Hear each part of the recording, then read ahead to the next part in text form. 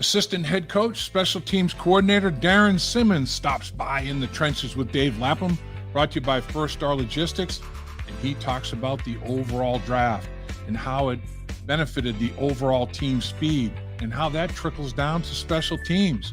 Everybody the Cincinnati Bengals drafted can run. Not worried about the punter they drafted running necessarily, but everybody else, 4.5s or better. It is crazy. Bengals team speed is probably at an all-time high, as good as it has ever been. And Darrin Simmons talks a lot about special teams philosophy, working players into his special teams. It's a very interesting conversation with Darrin Simmons, and you're going to be glad you took the time to check it out.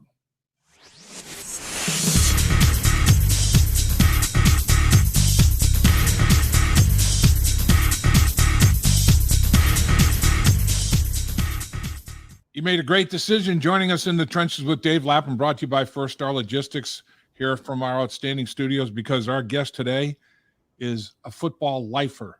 This guy is all about football. Assistant head coach, special teams coordinator for what, 26? Is it 26 now, Coach? Man, Darrin Simmons. What's up, Coach? Not much. How we doing? Thanks for having me on. Oh, man, what a run. All with the Cincinnati Bengals, 26 seasons. You've seen a lot. This football team, when I was doing prep, and talking to people around the league that I've talked to for a while, Coach, and can really trust and everything, they're all like, man, the Cincinnati Bengals, from a 53-man roster projection standpoint, it's top 3 in the NFL. I heard number 1, I heard number 2, no lower than number 3. Organizationally, it's been a phenomenal job of putting a roster together, hasn't it? Yeah, I think that, all the people upstairs, all the personnel guys, I think Duke and his group, we work, in conjunction with those guys, and they really do a good job of working with us. They hear what our opinions are, and we collaborate. And, you're never going to have unanimity on personnel decisions, whether it's the draft, whether it's, keeping your 53-man roster together. It's never going to be, all together. But in the end, we all respect the decisions that are made, and we go with them, and we make the best of them. And I think we've done a really good job of putting together a good, solid team, and I think we improved it over the weekend. No question. The big board, everybody has their own big board, and none are exactly alike. Everybody runs different systems. They value, I'd say there's probably more consensus on value positions than not around the National Football League, but there's still going to be differences in everybody's big board. The Bengals spend a lot of time and put a lot of resources into formulating that big board that you guys reference throughout the draft, and pretty much it's the Bible. You stay pretty much with that, don't you? Yeah, I think that that's what we've done a good job of in the the last couple of years. Of there've been times in the past where I think we want to. All of a sudden somebody gets a certain feeling, or the draft shaping out a certain way, maybe something unexpected happened. And sometimes there's talk about straying away from what we have, on our draft board. But in the end, we always seem to come back to it, and it always seems to be the right decision to come back to it. And I think the more discipline we've had with staying with whatever our board is, instead of making a rash decision right at the last minute, over as a reaction as to something else that's happened. Like you said, we do spend a ton of time talking through all different scenarios and ranking these players, as they fit for us, not just what the league values them as, but how do they fit for us on our team, in our situation. And, that's how we arrived at, getting Miles. That's how we arrived at getting him. That's how we arrived at a lot of the pick. Well, really every pick we got. There's been some, talk at times, like I said, from straying away from that, but in the end, we always come back to it, which is the right thing to do. When you're putting the board together, and I know you have a voice, a very, very strong and very valued voice because of special teams. A lot of these guys, when they come in, every rookie that's drafted isn't going to start in the National Football League. Just a very small percentage of them are. They'll have roles, and everybody that the Bengals have drafted are really good football players, and they'll all have roles, whatever it may be, 12 to 18 snap role with either side of the football. But special teams is where they can make a significant contribution as well. and so your voice is very, very important. I'm just curious, do you have your own special teams board that you meld into that big board, or how do you go about, getting your opinion onto that big board as much as you possibly can? Well, that starts back, early on when we go through our draft meetings. I will look at the rankings we have, or who we feel the top positional players are, and certainly for positions of need, or more need than other years. So like this year, for instance, I spent a little more time probably on the corners and the safeties and the tight ends, maybe than I did on the linebackers. In past years, maybe we had a bigger need at linebacker. This year, I knew it was probably going to, some of our focus is probably going to lie in the secondary. So I spent a ton of time, specifically at safety. I spent a lot of time at corner. I spent some time at running back after losing Samaje. I try to focus my efforts into areas where I think we may go in the draft in terms of picking positions. And then I'll start at the top, what the offense, feels are the top players at that position. And I'll go through and see what their special teams value is. Like for instance, if you want to pick the running backs, like Bijan Robinson is going to be a starting running back for some player. He's not going to play on special teams. So it's really a waste of time for me to watch him on special teams. But Jamar Gibbs, the running back from Alabama, had a role. He was a dominant kickoff returner at Georgia Tech, and then that continued on to Alabama. And right on down the line, I looked at probably the top 4 or 5 rounds worth of running backs. I did the same thing at corner. Did the same thing. It's probably even more extensive at safety because most of the time safety is going to be the safety position is going to be probably a 4-phase starter for me. Whereas maybe corners aren't always. Sometimes corners are. If you find one that's a 4-phase starter, you're really ahead, because a lot of times those guys don't play like on kickoff return. You want bigger guys that are blocking and trying to create movement. Corners aren't as big as contributors there. They contribute in coverage, whether it's punt, whether it's kickoff, punt return. They contribute. So I spend probably a little more time ranking the safeties, knowing we'd lost 2, and knowing we had to try to find somebody there. So I spent a lot of time at some of those positions of need. And then when we go through our draft readings and our draft meetings, earlier on in the middle of the month, I voice my opinion. We're talking about a specific player. Like for instance, Jordan Battle. Whenever Rob Livingston, is the safeties coach, talks through Jordan Battle, I then input whatever information I think might help or hurt that guy, depending on what my opinion is. Right.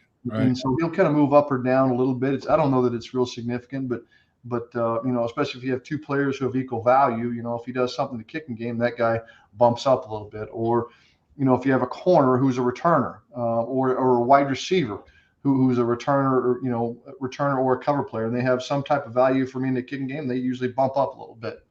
I think that's where we came up with like Charlie Jones, in instances like that. Not only is he a good receiver, he's a quality receiver, but he could help us in the return game. Sure. And Charlie was a guy that I'm sure there were discussions in the 3rd round, but Jordan Battle's there. And is he, in your estimation, Nick Saban is not usually effusive in his praise. He'll praise players, but he just gushed about Jordan Battle. And like he's another coach on the field. This guy just understands football at every level. And was he as good a special teams player as there was in the country in your estimation? Well, I think he was a solid one. I think he had a lot of snaps, and and you could tell it was important to him. There's so much that goes into the evaluation process for each one of these guys. Whether it's, there's the physical portions of it, there's the mental portions of it, and there's the, obviously the medical portion of it. And when you get to the mental side of it, you can gain so much just from having a conversation with the guy. I've always felt that. We have to make decisions on players based on just gut instinct in some cases. In some instances, you can get a deep dive into them, and really have a lot of extended conversations. I think that's what you really had since, ever since COVID. And now that you have Zoom and we can Zoom with these players, you have greater access to them. We never used to be able to do that before. So you can have, conversations with them, a couple hour conversations with them you can have with each one of them. But I just remember we were at the combine, and you can have X amount of interviews, in-room formal interviews with a certain number of players. I believe it's 45 now. One of those was with Jordan Battle. And I can remember at the end of that interview, that end of that 15-minute interview saying, or 20-minute interview, whatever it is now, saying, putting a big red star by his name, saying, man, if we can come out of here with having a guy like this on our team, we're way ahead. Because, I mean, he was outstanding. And everything, like you said before, I feel like he's a coach on the field. His understanding of what his responsibility is, what everybody else's responsibility is, was off the charts. I felt like that way whenever we coached the Senior Bowl the one year. If we can come out of this Senior Bowl and get Akeem Davis-Gaither on our team, we've improved. And just after that little 20-minute interview at the Combine, I felt that way about Jordan Battle. If we can, man, if there's a guy that just after having a 20-minute conversation with him, this is a guy we want. He's built of all the right stuff. He's built of the stuff that we want. And so I really felt good after he walked out of that meeting. I really felt good about, man, this is a guy. And hopefully all the other factors, marry up to what the mental side of it was. Hopefully the physical parts, the film and then the medical, they all work together. And, thankfully for us, they did. I had heard that when he was in those kind of meetings, his football acumen was like off the charts. Was like after about 2 or 3 questions, like, geez, this guy, let's talk about something else. I mean, this guy's got the football down. And then when like you said, Coach, look at the tape, and he's the guy. He's pointing, not just him. He's pointing what everybody's supposed to be doing. Like checklist. Make sure you got. He's like he's the conductor out there. And it's, man, this guy's into it, boy. Yeah. I really think I'm really excited to get to work with him. I think he'll help. He'll get acclimated very fast to what we're doing here. So let's go through the 8 draft picks, of course. One being, let's start with your punter that you drafted at 217 with the 6th round pick you got in the trade when you traded back in the 3rd round. Brad Robbins out of Michigan. Tell us about this guy. So Brad's an older guy. I think he's 24 years old. So, he was one of those guys that took advantage of a COVID year. And so he was able to get another year of playing major college football at a good place, at a successful place like Michigan. And, I think one of the other factors that probably played into that too for him is he knew he had a draftable kicker, going to have one of the upper level kickers coming back too to team up with, and Jake Moody. Right. So Michigan's punter and their kicker both got drafted. Their snapper got drafted 2 years ago. So they've had a pretty good specialist group right there. Mm-hmm. I think Brad's from Columbus, so he's kind of a defector. He goes from Columbus and he goes up to Michigan to school. But Brad, I think, led the country in hang time the last 2 seasons at Michigan. So he really does a nice job of getting the ball up in the air. I think he has really good control. Control meaning he's really good at getting the ball outside the numbers. He does a really good job of directional punting, getting the ball up in the air, and really limiting your exposure to the returner. He does a good job of handling all of those situations. I think he's also a spectacular holder. As I said before, he was holding for an All-American kicker at Michigan and Jake Moody. Right. So that part of it, when he gets in town here, we'll slide right in and he'll work fine with Evan and he'll compete right alongside there with Drew. So it'll, all the battle lines, all the preseason stories will be the Ohio State Michigan competition. So we'll see how it shakes out. I'll tell you, the hang time and then the weather. I mean, kicking at Michigan, he was exposed to that and hung in there with that. Hang time and direction, are they equally important, or is one more important than the other? I think direction is really, really important because you don't, when you're playing good returners, you don't want to cover the full 53 1/3 yards on the field. You want to be able to squeeze and condense. Right. And, if direction is 1A, then hang time is 1B. I don't think it's 1 and 2. It's 1A, 1B. They're almost equally as important. Right. And so I think the ability to squeeze and condense the field by having good direction, by getting the ball outside the numbers or as close to the sideline or even out of bounds if possible. I'd love to see the ball go out of bounds. Right. Then it alleviates all of it. But I think Brad is he's an advanced punter in that regard.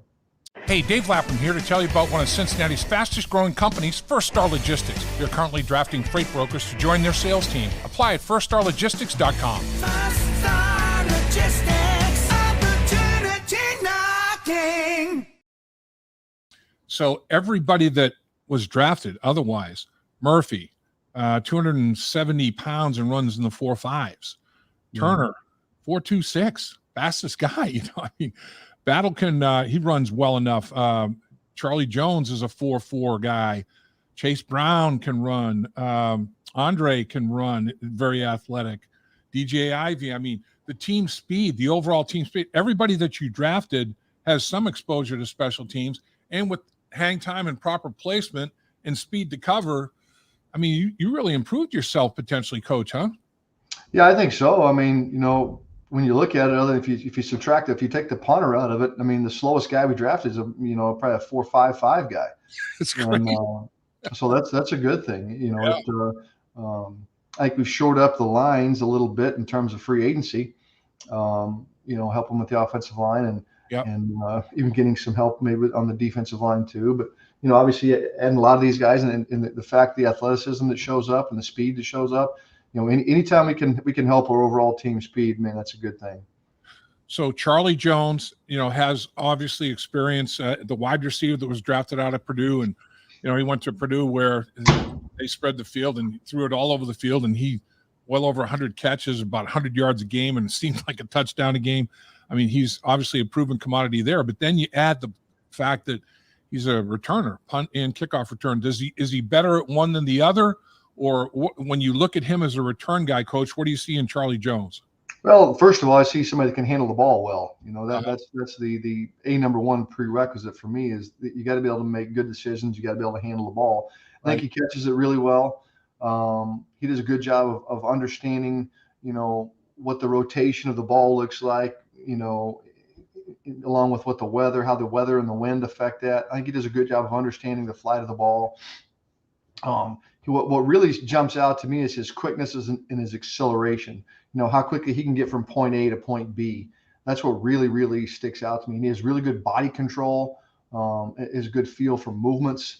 You know, and this guy was the 2021 Big Ten Special Teams Player of the Year at Iowa. Okay, and he has a punt return for kickoff. Is a punt return for a touchdown. He also has a kickoff return for a touchdown. I think one was in 2020, one was in 2021. I think he had 20 some catches maybe in 2021 at Iowa, and you know, probably wanted to, you know, expand his tool belt a little bit. Right. And he probably made the right decision, and you know, transfers to Purdue and ends up catching 108 balls. I think so. He goes from 22 catches to 108. Right. So you know, he certainly got a hell of a lot more play, and I think he showed, even though his return statistics didn't show that.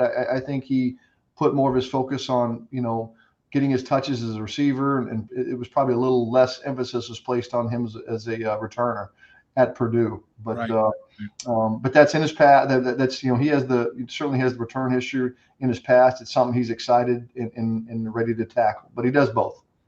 Seems like he's a guy too that a lot of people were talking about in the third round. There he was in the fourth round. It's like, wow, you know, that's pretty. The Bengals would have been happy, I'm sure, with him in the third round. He's got that kind of ability. The big thing, I know that you were in our draft room the other night. Were you in the draft room the other night? Is that you guys talking about him a little bit? Yeah, we almost took him in the third round. We had him up there. We had him up there in the third round. Almost took him there, and so we felt great about it when he was in the third and the fourth. Yeah, I mean, that's so the hands that you talk about and everything. And I know one thing that you really respect and admire, and it's a must for you, is proper decision making. You know, don't be like caught in the middle, you know, between the rock and the hard place. Be definitive, make a good decision with respect to if you're going to field the ball, not field the ball, and all that. He's clean that way, huh? Yeah, I think he does a real good job of that. You know, he like I said, that's the number one prerequisite you got to have. You got to be a great decision maker, because if you're constantly putting the team in a hole by making poor decisions, by, you know, fair catching punts inside the 5-yard line, trying to catch the ball in traffic and muffing it and losing it. It doesn't matter what type of physical ability you have. If you can't make the right decisions on when to or when not to, then you know, it's a waste of time. So let's look at, you know, you can use Murphy on special teams, obviously, with that size speed ratio. DJ Turner, Jordan Battle, these guys. You said Jordan Battle's a guy that could play. He could be a four team guy for you. Is Turner the same? You mentioned corners. Is he more of a cover guy? Yeah, I think he'll probably be more of a. I think he'll probably be more of a three-phase guy. We'll have to get him acclimated right away to playing gunner. Right. He'll have to be able to hold up physically. He needs to make sure he eats well before he comes here, so he gets that 170 whatever odd pound. He can get Right. up in the 180s, but still want him to keep the speed. Yeah. Of course. But I think he'll be a player for us on punt. He'll certainly be a player for us on punt return, and he'll be a contributor for us on kickoff too. Anytime you got somebody that can run like that, whether he's tracking guys down or be able to stay on top of gunners on punt return, that'll be a big thing for us. The added speed though will be a big part. We were just talking about with Lou Anarumo, the recoverability speed, is big. If somebody, it's going to happen. Somebody breaks one, boy, if you can retrace and run people down, I mean, see a guy running out there in space, then somebody's able to just curtail that's invaluable. And you get some guys that can do that. Let's talk about Chase Brown out of Illinois, the running back. Is he got a special teams background, Coach? Well, he did earlier in his career. I think he started off at Western Michigan maybe, and he had a little bit of play time there. His play time decreased as he obviously became the starting back, the bell cow back for him there at Illinois.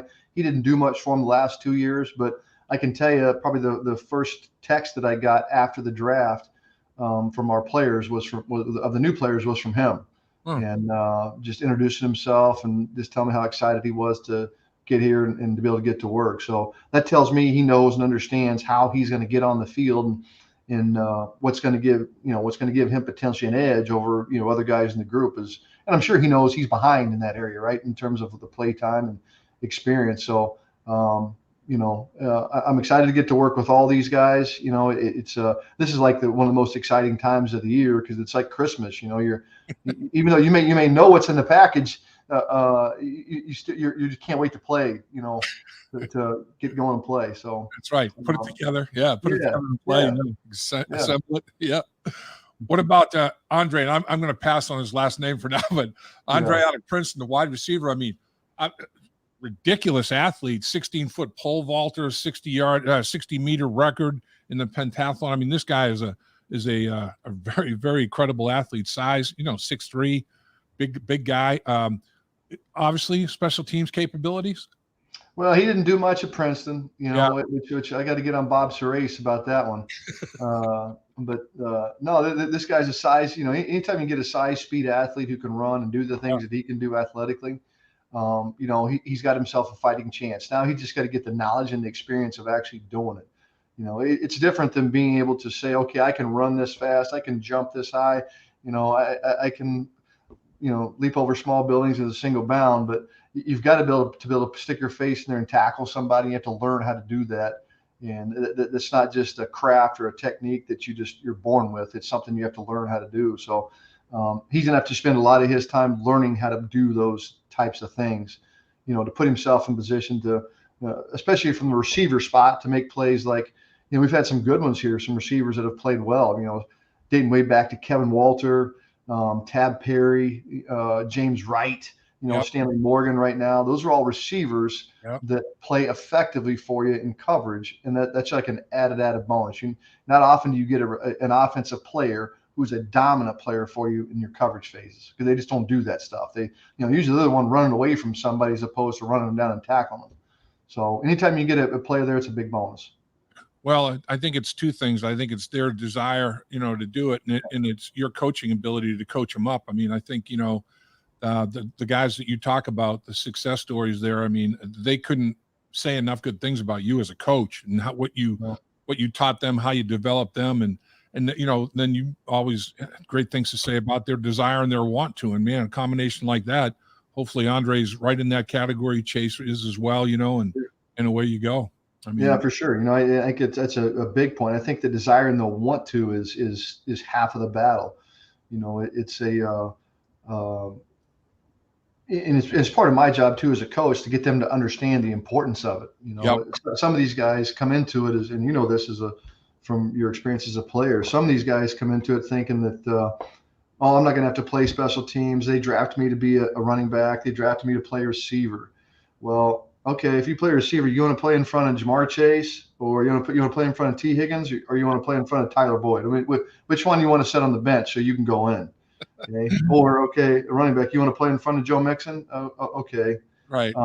So you got to find ways to contribute. And it's good that some of these guys are understanding that. And it's also my job to get them to understand this is your most direct path to playing on Sundays is with me. Unless you're a first round pick or even in some cases, a second round pick. But, really the unique part about what came up for us in this draft, we didn't have to draft a starter.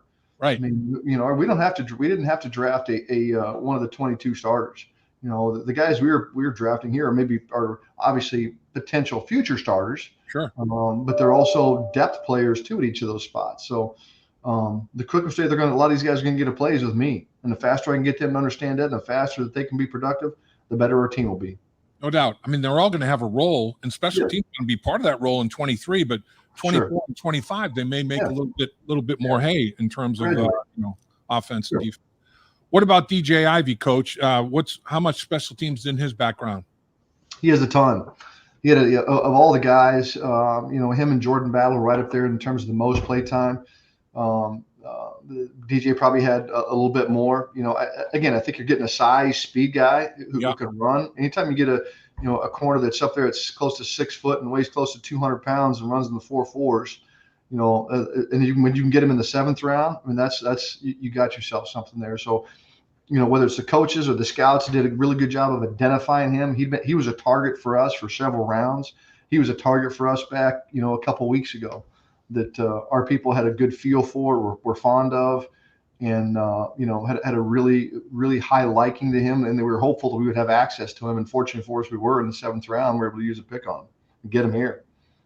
So the next phase, Coach, and as we're talking, you've got some guys probably that have agreed to terms and conditions but haven't passed physicals yet, so there's no official announcements to be made with respect to college free agents that might be Cincinnati Bengals. But I'm sure your evaluation or your basically your input into who to go after is big in this regard too, because here are guys coming to a football team. This is how they're going to make the football team. What can they do for you, right?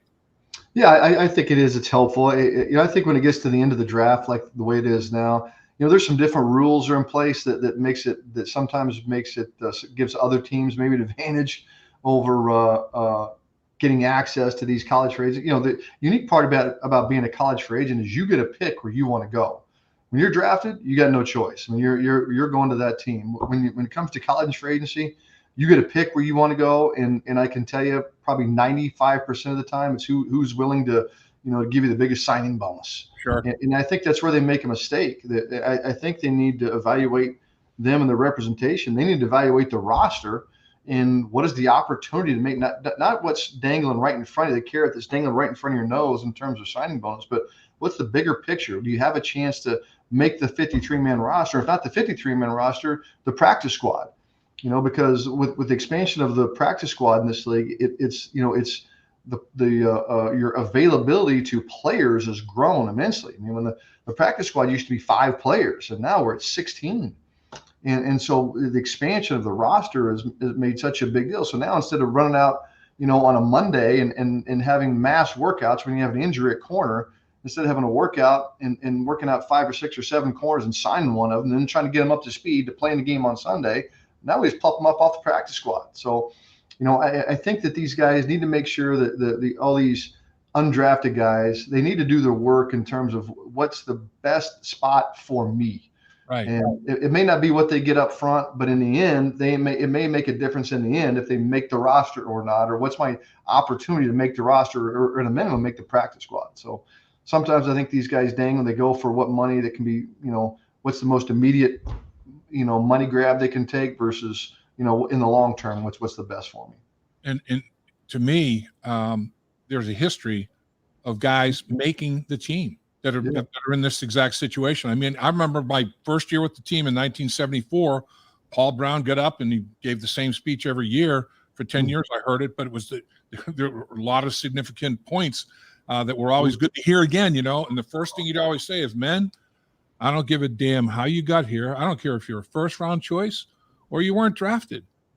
What are you going to do once you get here? That's all that counts. You're all on equal footing, men. I'm looking at you all the same.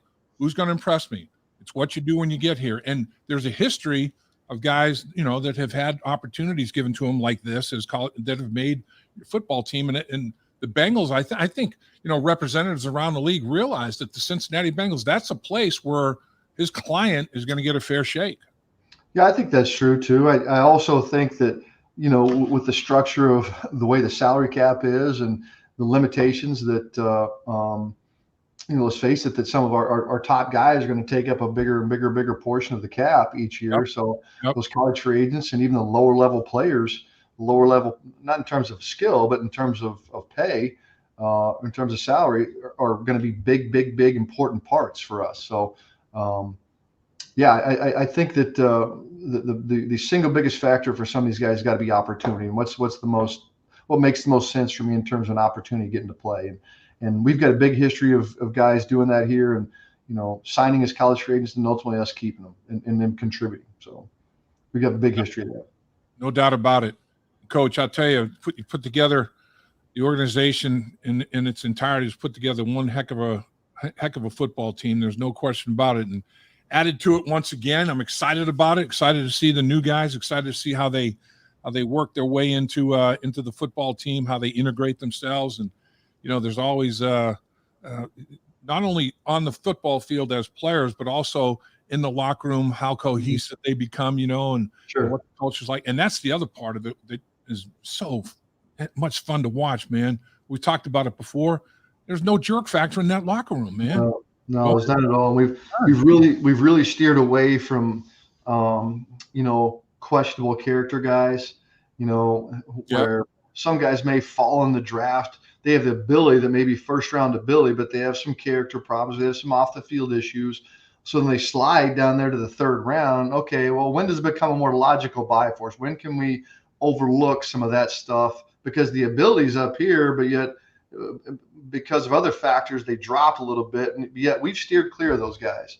Yep. And in the past, I think we've been more willing to take some of those guys on and try to manage them. And I think in the end, they always end up biting in the butt, at the most inopportune. Zebras don't change their stripes. They don't change their stripes. And so we've steered clear of those. We have the cohesiveness, the togetherness in our locker room is as good as it's ever been. And I think that's a big reason that we've been able to sustain some success here the last couple of years. Hopefully that'll continue. And I think it will, just based on, what I've seen so far.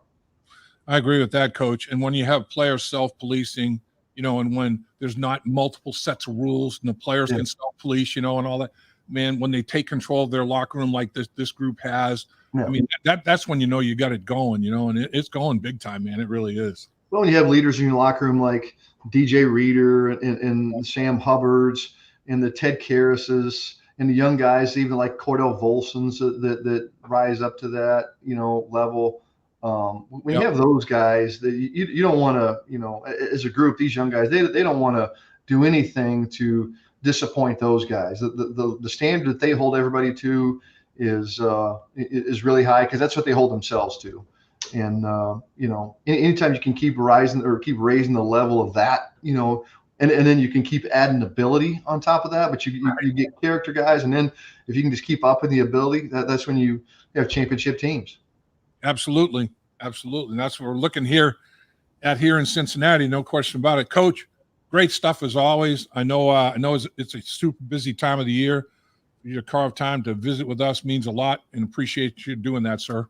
Well, I always appreciate coming on here. It's always a fun thing to do, and I respect what you guys do too. It's a ton of information, and it's good to get it out there. Appreciate you. You got it. Thank you, Lap. Dave Lapham here, and every day I am grateful for my experience to have played professional football. As a player, I realized self-motivation, leadership, and appreciating your teammates are key. At First Star Logistics, you can use those same attributes to create the life you want for you and your family. Build your future by working hard like I did. You'll see results both on and off the field. Call First Star Logistics today and be part of our winning team. Opportunity knocking.